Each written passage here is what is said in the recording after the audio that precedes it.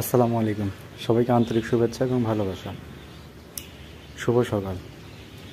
ঠিক আজকে সোমবার, পাখিদের খাবার দেওয়া হচ্ছে আর কি, মানে কিছুক্ষণ পর আর কি দেওয়া হবে।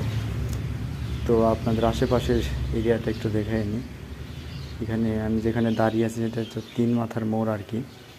আপনি রাজবাড়ী জেলার বালিয়াকান্দি উপজেলার ঠিক বাজারে আসলে আপনারা এটা দেখতে পাবেন।